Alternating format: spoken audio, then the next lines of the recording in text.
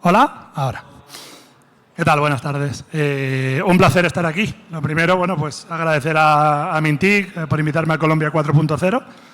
Yo soy Hugo, soy el CEO de Aeternum Game Studios desde España. Mi presentación es muy sencilla porque solo tengo una imagen y me voy a dedicar a explicarla y espero que en el poco tiempo que tenemos os sirva y en todas las reuniones que hago, en todos estos meetings, esa es la imagen, en todos estos meetings que hago en universidades, etcétera, suele durar más, suele durar 1 o 2 horas y hay muchas preguntas. A mí me gustan mucho las preguntas, por lo tanto, si alguien tiene, intentaré cerrar relativamente pronto mi explicación para que podáis preguntar, ¿vale?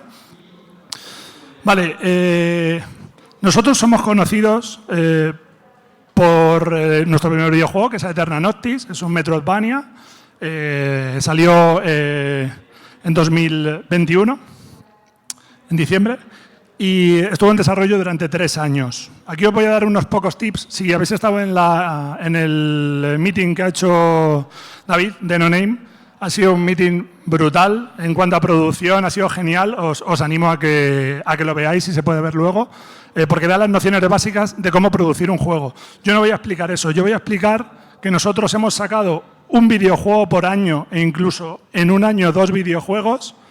La crítica nos ha puesto un 80 en Metacritic en todos nuestros juegos. Tenemos más de un 90% en todos nuestros juegos en Steam y se venden muy bien. Y yo voy a explicar cómo nuestro estudio ha hecho eso, ha logrado eso. Vale, para empezar, una cosa muy importante es cómo llegamos a hacer Aeterna Noctis. Aeterna Noctis parte de una idea. Yo soy escritor, entre otras cosas, y tenía escrita una novela que contaba la historia de Aeterna, tanto de Aeterna Noctis como de Lucis, como incluso el contenido de Sumum, ¿vale? Que es una precuela. Y no sabía qué hacer con ella. Yo tenía una empresa de software también que se llama Quantum Studio, que sobre todo trabajamos aquí en Latinoamérica. Y también he sido jugador profesional de videojuegos durante muchos años, a League of Legends, StarCraft, World of Warcraft, etc. Y dije, bueno, pues con mi experiencia de videojuegos y una compañía que hace software, voy a hacer un videojuego. Pero aquí viene una cosa importante que os interesará, y es que yo no tenía el dinero suficiente para hacer ese juego. Porque Aeterna Noctis es gigantesco.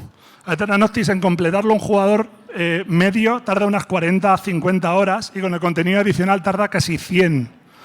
Y es un juego con unas críticas brutales por parte de los medios. ¿Cómo llego a hacer eso, esa obra que yo quiero? Vale, os voy a contar un poco las rondas de financiación y cómo lo hice, y lo he hecho diferente con todos los títulos y creo que os puede servir, aparte de darnos unos tips de cómo llegamos a esto. Con Aeterna Noctis nos faltaba inversión, así que hicimos un Kickstarter. ¿Conocéis lo que es Kickstarter? Vale, pues le hicimos sin querer sacar el proyecto, que esto es lo extraño. Nosotros no queríamos que saliera el Kickstarter. Lo que queríamos es que los cazatalentos que miran Kickstarter se fijaran en nuestro juego. Eso es lo que queríamos. Pero no invertimos ni un solo euro de marketing en que eso se viese para que fuera fundado. De hecho, empezó a subir tan rápido en los primeros días que enseguida tuvimos peticiones por parte de Sony. PlayStation nos unió a su programa de Alliance, que era un programa que estaba empezando en España, de tipo piloto, por parte de Susei Yoshida, que era el CEO de Sony y ahora lleva esa parte de ahí, está llevando iniciativas muy buenas para estudios como vosotros. Nos llamaron, cerramos trato publicitario con ellos y luego conseguimos un inversor privado que se unió a la empresa y nos permitió hacer Aeterna Noctis como queríamos, de la forma que queríamos. Eso es una forma de financiar. No me he gastado un euro, he hecho una página de Kickstarter, la he rellenado con todo el contenido que yo quería, he realizado una demo y sin gastarme más dinero que ese, que ya lo es, porque hay que tener una idea detrás, hay que llevar a cabo ese proyecto, he conseguido el dinero para eso. ¿Por qué conseguimos también el dinero de ese inversor? Porque nosotros no queríamos hacer un juego, un one hit wonder que se llama, un juego que lo sacas, lo peta y luego ya no tiene futuro. Nosotros queríamos hacer un universo. Lo bueno es que la historia de estos 3 juegos ya estaba escrita. Por lo tanto, a ese inversor se le planteó que estos 3 juegos ya estaban en secuencia y que si el primero funcionaba, los demás irían al arrastre de él. Bien, ¿qué pasó entonces cuando terminamos Aeterna Noctis? antes de terminarlo incluso. Hay una cosa muy interesante que para los que estáis empezando ahora con los videojuegos y para la gente que tiene un estudio indie y está empezando con su primer juego, no sabe, y es que los equipos dentro de un juego, véase el artista, la música, etcétera, van a diferentes velocidades y terminan unos antes que otros. ¿Qué pasa cuando el que diseña los niveles, el level builder, termina porque es el primero que empieza? Pues mira, como un año antes de que se terminara el desarrollo integral de Aeterna Noctis, el 100% de los niveles ya estaban fabricados. ¿Y esa persona qué hacemos con ella? ¿La despedimos? Porque los estudios AAA, que trabajan como las películas, es la forma de trabajar porque los costes son muy altos. Nosotros no queríamos despedirlo, nosotros queríamos tener un equipo. Entonces empezó a fabricar Summon Aeterna sin haber lanzado ni siquiera el primer título. ¿Qué quiero decir con esto? Cuando vosotros empecéis a hacer vuestro propio videojuego o a trabajar en un estudio que tiene una idea de juego, tiene que saber qué va a pasar más allá de su primer título. Porque si esto sale mal, se acaba todo. Pero si sale bien, ¿qué se hace con ese dinero? ¿Qué se hace con esos trabajadores? Al fin y al cabo, un estudio de videojuegos es una empresa. Y tiene que pagar sus gastos, sus nóminas, y tiene que tener empleados en plantilla. Y lo importante es el futuro de esa empresa. En nuestro caso con Summon, funcionó también Aeterna Noctis, que decidimos sacarlo en Early Access. ¿Cómo llegamos a sacarlo tan pronto? Porque ya desde el inicio de Aeterna Noctis desarrollamos, ahora que lo hablamos mucho con mi colega Mauro, con unas templates. Nosotros no hicimos el juego a medida, ad hoc, para hacer Aeterna Noctis. Empezamos a construir, en este caso en Unity, unas herramientas que nos permitían luego extrapolarlas a otro juego y que ya funcionase ese juego con ellas. Os pongo un ejemplo. El sistema de guardado.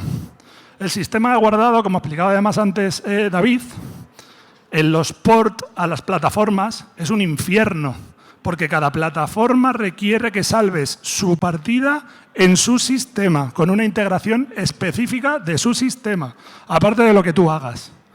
Nosotros hicimos una herramienta que iba por encima de cualquier sistema de guardado, así la tenemos en todos nuestros juegos y cada vez la vamos mejorando más, que lo que hace es, coge el fichero de guardado de cualquier estudio vuestro, de cualquier compañía, lo transforma a uno nuestro y ya tiene hechas todas las implementaciones de calidad de todas las plataformas.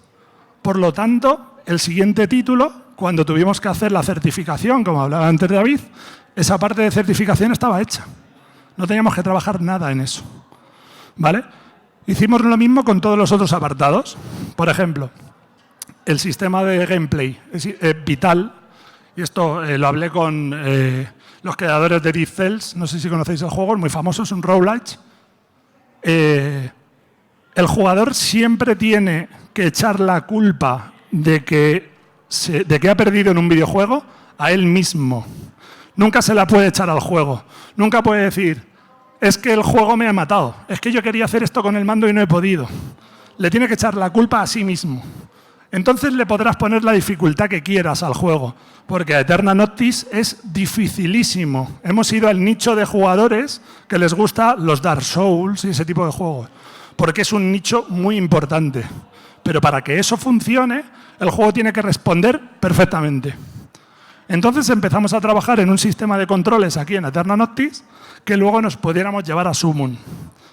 Esto que parece algo sencillo, estaba hablando hace un rato también con mis compañeros, en los algoritmos que hay internamente, y eso los que estáis estudiando la programación pura y dura, ya en el ámbito de programar un videojuego, es a lo que tendréis que dedicaros, entre otras cosas, que es el algoritmo para que el jugador se sienta satisfecho aunque falle en la acción que está haciendo. Os pongo un ejemplo.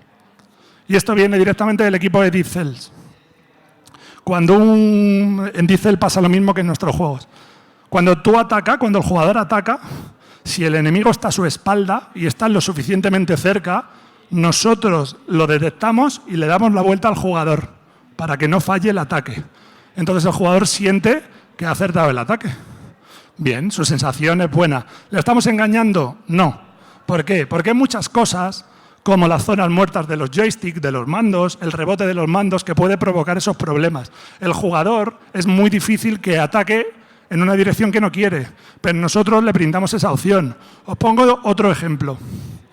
Cuando queréis saltar de una plataforma en un juego como Super Mario, como Sonic o como Eterna Noctis, que son plataformas 2D lateral, cuando los pies del personaje salen de la plataforma, no es realmente el momento en el que el jugador puede saltar. Hay una cosa que se llama ventana de salto, que se aplica a 100.000 historias, en el que le dejamos un trozo de aire para que salte y, aunque tarde en reaccionar, no se caiga. Ese es otro algoritmo que está ahí implementado y que sabe cuánto tiempo tiene el jugador para pulsar el botón.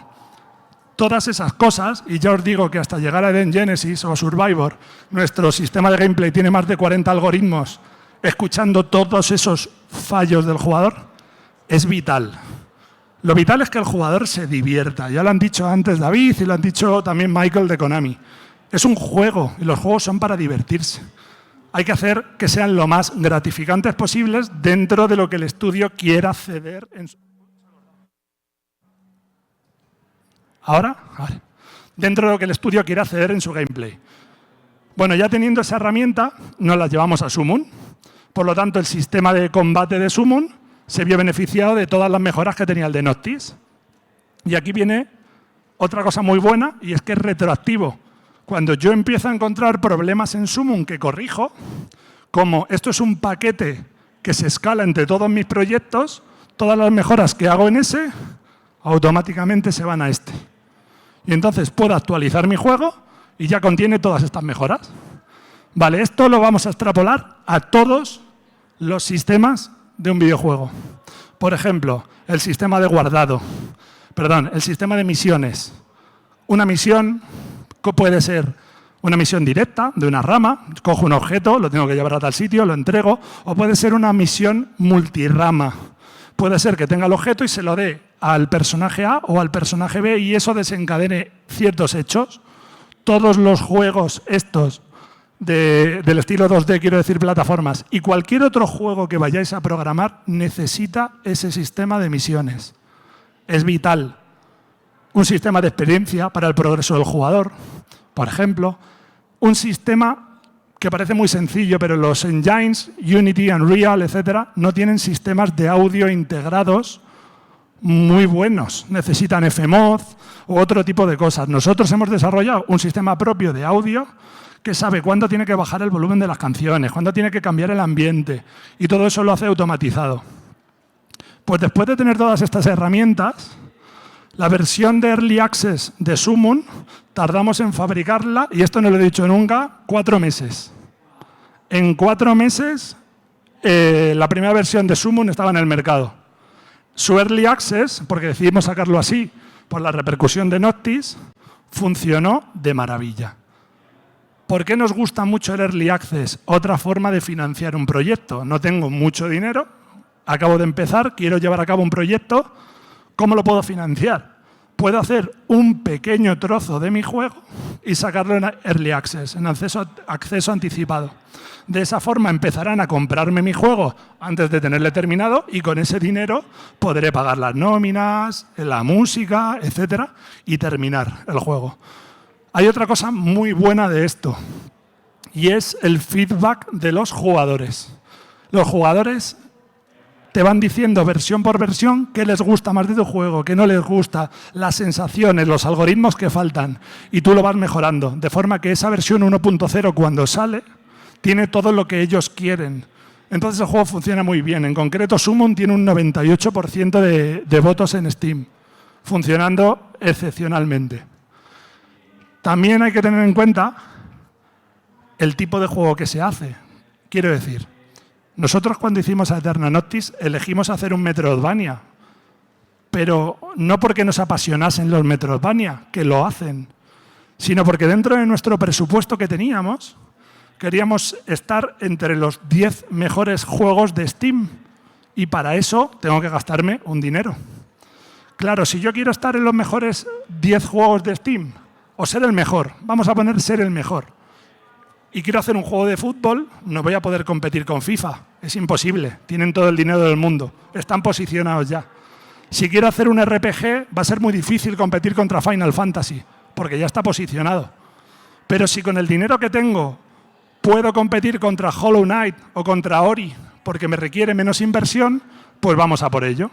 Y elegimos Metroidvania por ese motivo. Podíamos haber elegido cualquier otro nicho de mercado que nos interesase. Y luego hay otra cosa muy importante, y es que somos estudios indie. Y los estudios indie tienen que arriesgarse y diferenciarse en algo. Lo decía también Michael de Konami. Lo que queremos es que el juego sea diferenciador. Claro, si nosotros hubiéramos sacado Eterna Noctis sin la duración que tiene, sin la dificultad que tiene y sin el lore tan extenso que tiene, hubiera sido un juego más, lo hubieran comprado, se hubieran olvidado de él y los demás no hubieran funcionado como franquicia.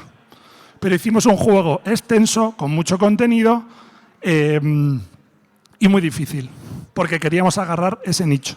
Es muy importante que entendáis también el nicho de mercado. Oye, yo quiero hacer un juego de puzzles, quiero hacer un juego de estrategia, algo que sepáis que va a vender con la idea que tenéis y que esa idea sea diferenciadora. Luego, gracias a estos dos, toda esta gente que iba terminando esos proyectos, esa parte de su proyecto, he puesto antes el ejemplo del Level Builder, pero hay otro muy claro que es el de la música. Nosotros tenemos un compositor en plantilla. Entonces va haciendo la OST de todos nuestros juegos. ¿Qué es lo que pasa? Que en mi caso, que yo soy también productor musical, la hace conmigo y yo me adelanto al trabajo del artista.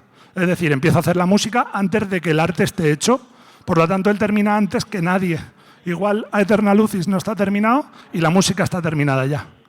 Y con esa persona, ¿qué hacemos? ¿Le despedimos también o no le despedimos? Pasamos a otro juego.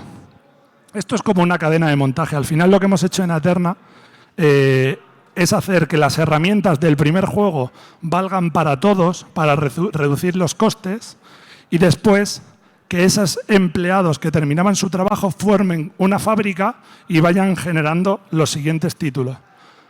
Tal es así que ahora mismo tenemos un exceso de producción. Hemos llegado al punto en que se está terminando Eterna Lucis. Eden Survivor va a salir en los próximos meses ya en Steam, en Early Access.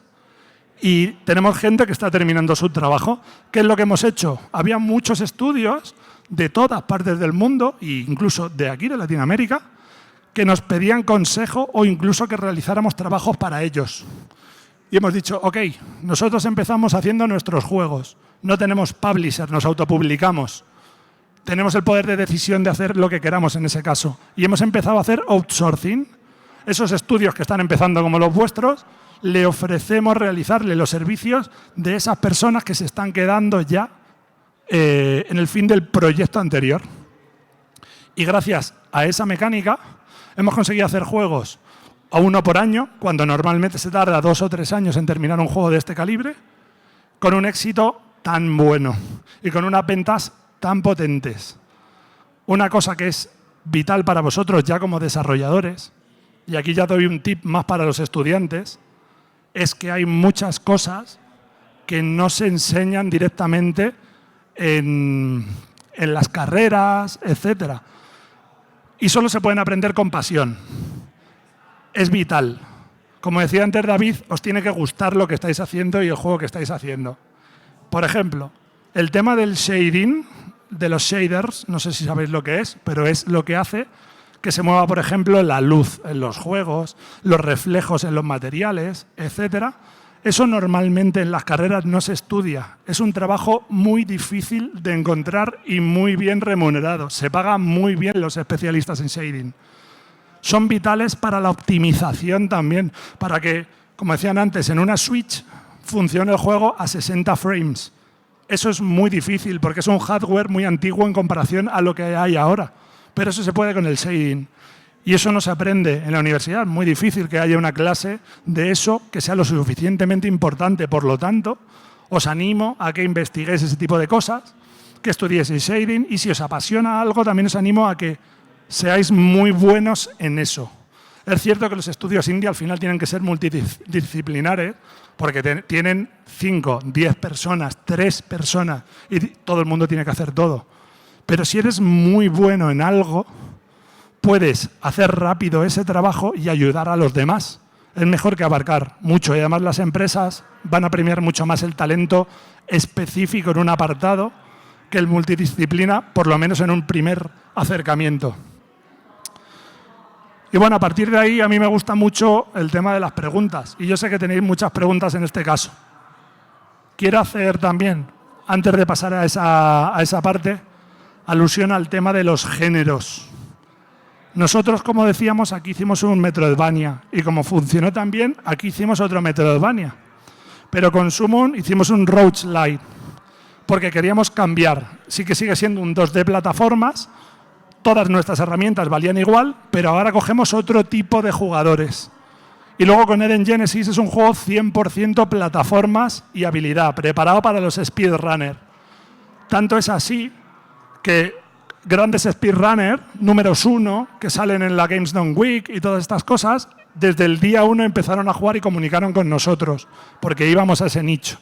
Y en el caso del Survivor, el Survivor está basado en el mundo de Eden y es literalmente un Survivor como es Vampire Survivor. ¿Por qué? Porque el género está en alza. Si nos gusta el género y lo podemos hacer, tirar a por ello. Es por eso que os digo que es vital que penséis con el presupuesto que tenéis, qué juego podéis hacer que sea competente.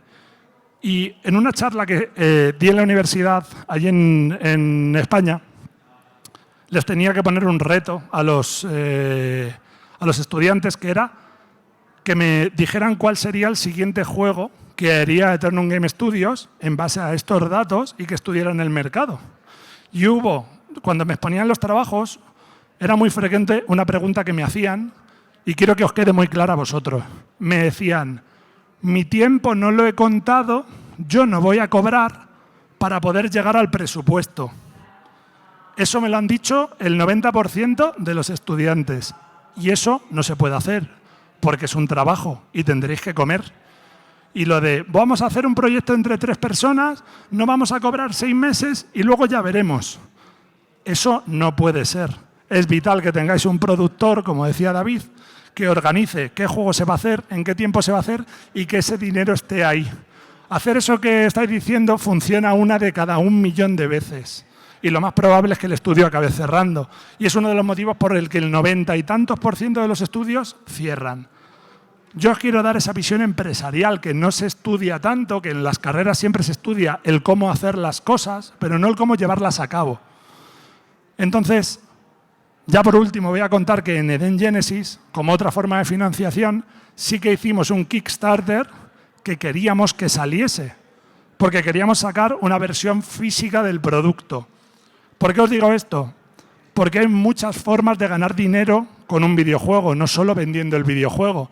En nuestro caso, con Aeterna Noctis, tenemos merchandising de Aeterna, que se vende muy bien. Tenemos 2 novelas del mundo de Aeterna, que cuentan las historias alternativas que hay en este juego y en ese juego, que funcionan muy bien. Y tenemos una versión física de Aeterna Noctis y de Eden Genesis, de momento, que se vende muy bien. Incluso hemos colaborado con streamers como el Esqui, no sé si alguno la conoceréis, que es una pianista muy famosa de habla hispana, y hemos hecho una banda sonora de Piano Collection con ella, que está funcionando muy bien. Todos esos son productos derivados del videojuego, pero que generan dinero al estudio. Y es una forma de que el estudio también se financie, no solo pensando en que voy a vender muchas copias del juego, porque eso va a depender mucho de vuestro presupuesto en marketing. Dando un tip a lo que decía David, el presupuesto en marketing suele ser un 50%, del 30 al 50, de lo que ha valido el desarrollo, que es muchísimo dinero. Os pongo un ejemplo. Lord of the Fallen, no sé si lo conocéis, es un juego estilo Dark Souls que salió el año pasado, creo.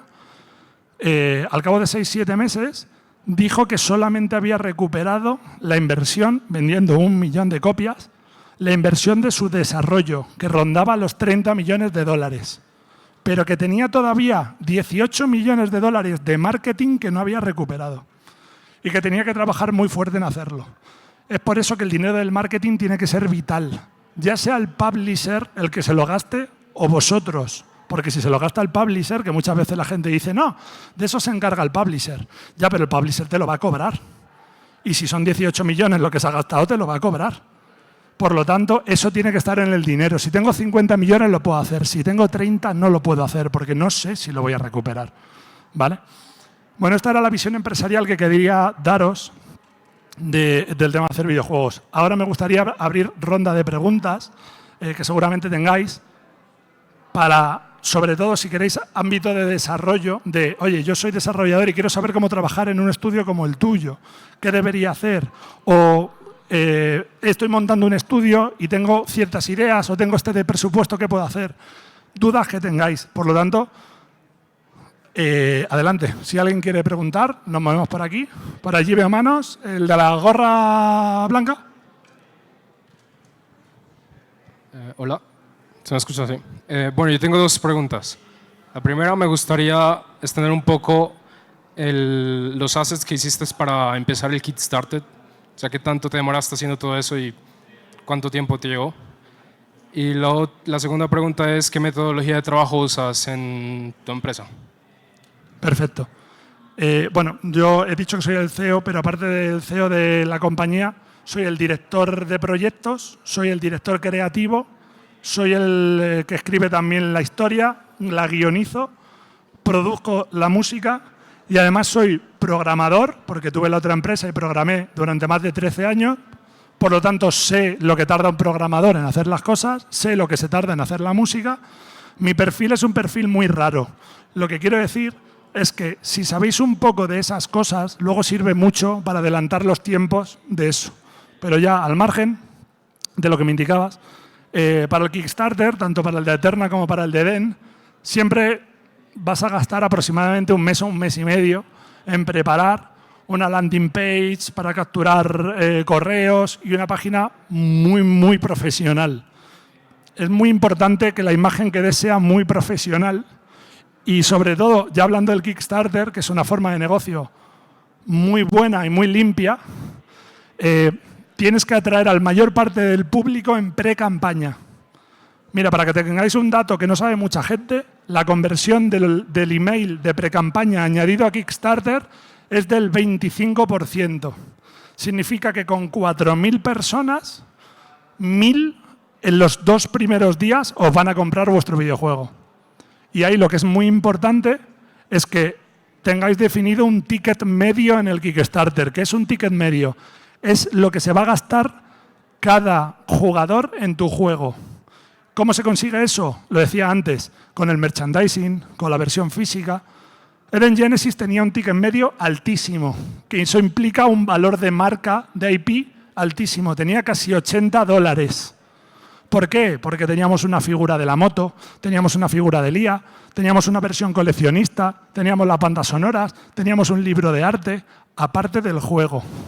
Vendíamos el juego con las licencias de los otros juegos en un pack. Entonces, al final, yo sé que si tengo 4.000 personas, cuando dé al botón de abrir la página, 1.000 me lo van a comprar a un precio medio de 80 euros. Y hago mis cuentas y sé que tengo 80.000 el día 1. Y ahí entonces pongo la base de fundar. Quiero fundar por 50.000 para decir que en las primeras 24 horas he conseguido el proyecto. Lo voy a conseguir seguro. Pero si tengo 500 personas no tiene sentido, eso no va a funcionar. O quemas muchísimo dinero en marketing o no va a funcionarte. ¿Vale? Y la otra pregunta, ¿cuál era la segunda? Metodología de trabajo. Ah, sí, metodología, gracias. Nosotros trabajamos con metodologías Agile, en concreto con Scrum. ¿Vale? Yo hago de Scrum Master en este caso. Entonces, trabajamos con una herramienta que se llama UTrack, va conectada a IntelliJ, a IntelliJ, que es con lo que trabajamos, con Rider, conectado a Unity. Entonces, todos los programadores, directamente cuando hacen un commit o pusean cambios o tocan código, va directamente a UTrack a su tarea. Entonces, yo veo el tiempo que han empleado en esa tarea, lo que han hecho, las líneas que han modificado, y luego los otros departamentos trabajan también así. Yo lo que hago es por departamento, reparto todas las tareas y las van metiendo el tiempo. La gracia de eso es controlar muy bien los tiempos. Por eso decía que mi rol es muy atípico, porque como sé un poco de todo, porque he trabajado en varios sectores, puedo saber que la programación se tarda esto y casi nunca me desvío de la realidad. Entonces, al final, mi presupuesto es muy realista para con el final del juego. No obstante, y ya lo decía David, guardaros siempre el 15 o el 20% porque os vais a equivocar. Y os vais a equivocar seguro. Pregunta. Quería preguntar, cuando ustedes empezaron el desarrollo de Aeterna Noctis, ¿cuántas personas empezaron en el desarrollo y a medida que fue evolucionando, cuántas personas se fueron uniendo? Mira, el desarrollo de Aeterna Noctis y el estudio sigue igual a día de hoy. Siempre el estudio ha tenido un volumen de entre 15 y 20 personas. Lo único que se han movido en el estudio son los testers de QA, los que testean el juego. Eso sí que son un perfil muy concreto que se suele contratar, se testea el juego y se suele despedir. Lo normal es subcontratarlo a empresas de QA, pero bueno, en nuestro caso queríamos tener internamente a los jugadores para ver lo que hacían. Entonces, nuestro estudio siempre ronda entre las 15 y 20 personas. A día de hoy, el estudio sigue con las mismas 15 o 20 personas después de 6 años en Eden Survivor y son las mismas que han realizado todas las cosas. Es cierto, hemos contratado en algunos casos a algunas personas más, pero casi siempre ha sido para la única parte que hacemos outsourcing, que es las traducciones, que hablaba antes David, la localización para los idiomas, importantísimo, porque si yo quiero vender mi juego en un mundo global, lo tengo que tener traducido al mayor número de idiomas. Y una cosa que no sabe mucha gente, si yo no lo tengo en chino tradicional, no puedo vender en Hong Kong. Y en Hong Kong hay más personas que en toda Latinoamérica juntas. Entonces, ¿cuál es el coste de traducir al chino tradicional mi juego? Imaginaos, 20.000 euros por un público como medio continente, no tiene sentido. Claro que lo voy a pagar en ese caso. Y si no, trabajaré para que pueda hacerlo. Y hay muchos países, por ejemplo, Alemania o Francia, en la Unión Europea, que no te permiten hacer versiones físicas de tu juego si no está traducido a su idioma. Si vas a vender ese producto, lo tienes que tener en cuenta. Entonces, en ese caso, trabajamos esas personas, nos movimos siempre por ahí y a día de hoy siguen estando las mismas personas. ¿Vale? Gracias. Perdón.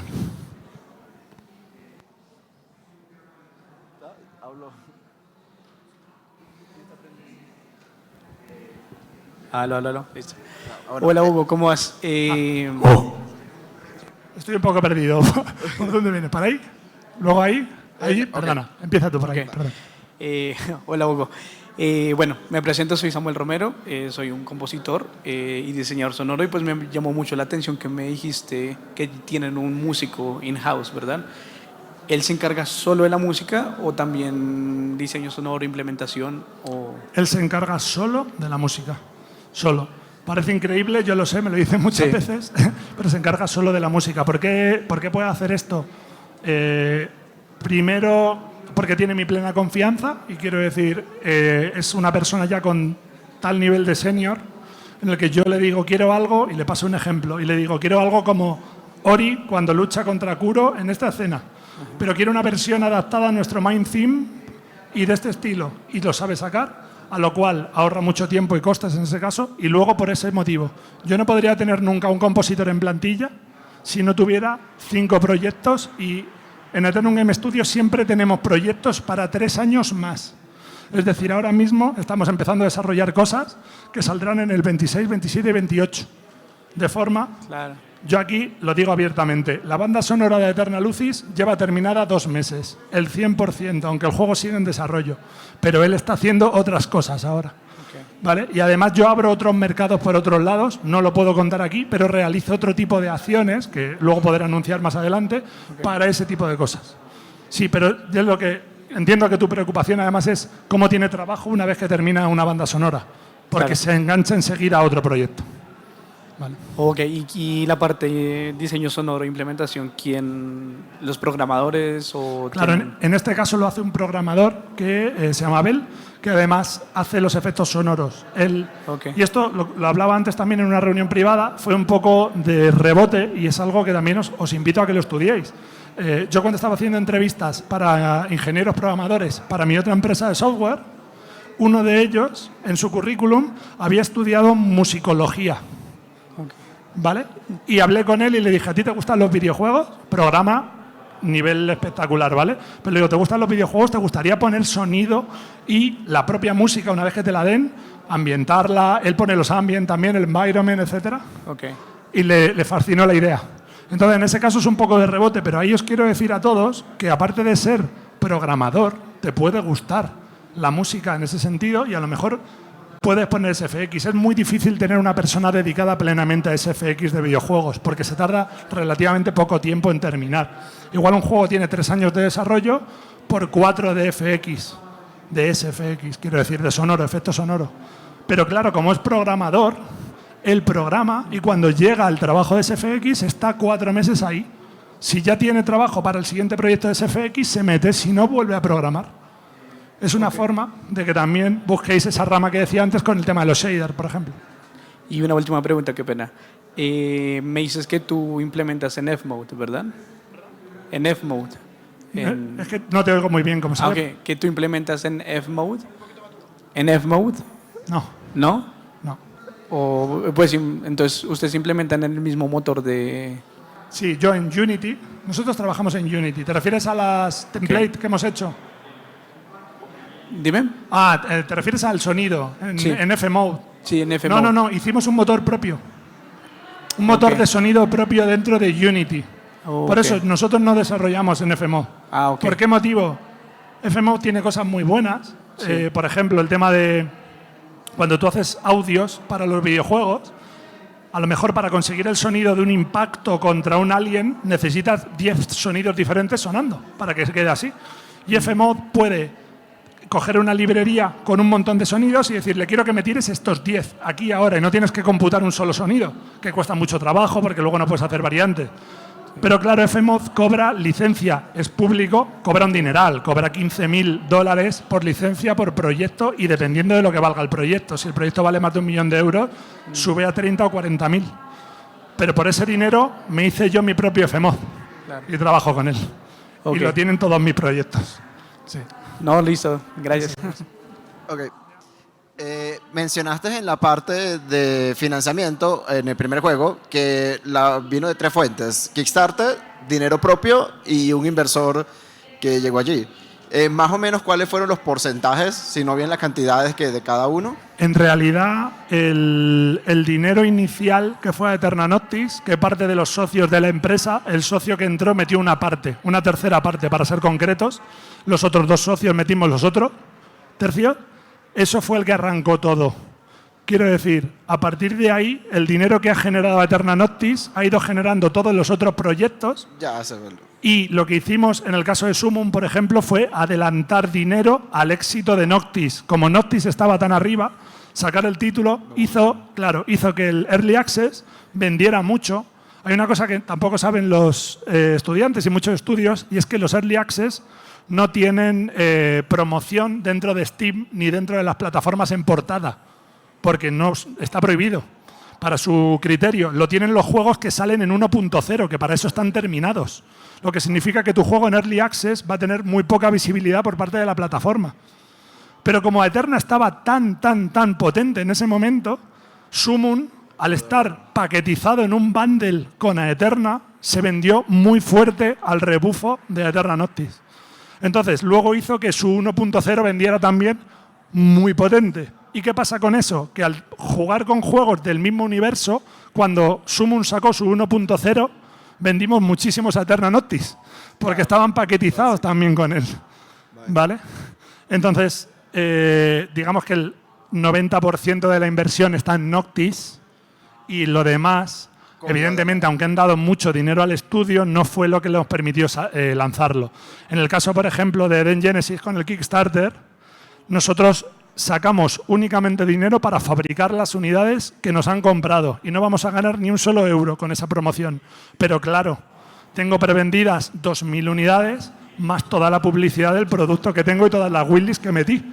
Significa, no me ha costado ni un solo euro y encima voy a vender mucho más el día de su lanzamiento. Vale. Bueno, terminamos con la última pregunta allá. Y esa.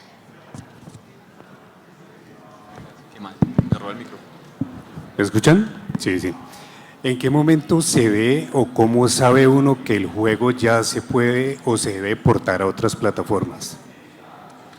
Como ha dicho David antes, interesa hacerlo lo antes posible, pero es cierto que más allá del rendimiento, si sois noveles en vuestro estudio o no tenéis mucho concepto de los shadings y la optimización, conviene hacerlo cuanto antes, porque es muy probable que vuestro juego, que funciona perfectamente en PC, ya no funcione ni siquiera bien en PlayStation 5. Ojo, porque una PlayStation 5 vale la mitad o menos, o 3 veces menos que un PC. Es mucho menos potente y lo tienes que optimizar. Pero es verdad que hasta que no pasa esa fase alfa de la que han hablado antes, que es cuando el proyecto ya está terminado y se está empezando a depurar, a meter FX, a meter cosas que no van a influir en el rendimiento, ahí es donde hay que trabajarlo. Tener en cuenta una cosa que, si no has visto, de verdad que os recomiendo la charla de David, porque ha hablado de que los porting, cada port se tarda en hacer, desde que tú mandas el port, y pongo el ejemplo de Nintendo, hasta que les llegan a ellos lo revisan y te lo devuelven, son un mínimo de 2 o 3 semanas por cada intento que hagáis. Ellos te van a decir solo los 2 o 3 primeros errores que encuentren en el juego. Por lo tanto, una vez que te lo devuelvan y le arreglas esos 3 errores y se lo mandas, si encuentran otros 3, otra vez que vuelve. Y esto pasa igual con Sony, igual con Microsoft, igual con todas las plataformas. ¿Qué significa? Me ha parecido que ha sido muy optimista cuando ha dicho, se te van a ir 2 meses. Nosotros, para portar Noctis a Switch, tardamos casi 4 meses en conseguir la validación, porque es un juego gigantesco y hasta que funcionó bien y el QA se hizo de todo entero a la perfección, no lo quisimos aprobar. Pero es cierto que gracias a las herramientas que os he dicho, Summon, por ejemplo, pasó todas sus certificaciones a la primera, menos la de Nintendo, y que la pasó a la segunda. Y además ya con test de calidad muy complejos. En Summon, por ejemplo, tenemos multijugador asíncrono. Los jugadores pueden jugar una tabla de liga para ver hasta qué mundo aguantan de presión y eso luego tiene un leaderboard donde sale el ranking, etcétera. Eso requiere unas TRCs, unos test de calidad por parte de las plataformas muy altos, porque estás trabajando con datos privados de los usuarios, estás accediendo a sus cuentas y lo pasó a la primera. Por lo tanto, yo recomiendo en el momento que acaba la fase alfa empezar a trabajar en eso y enviar las primeras versiones ya directamente a certificar por parte de las plataformas para que os vayan sacando errores cuanto antes. ¿Vale? Bueno, Hugo, muchísimas gracias por compartirnos pues, esta información y la experiencia tan relevante.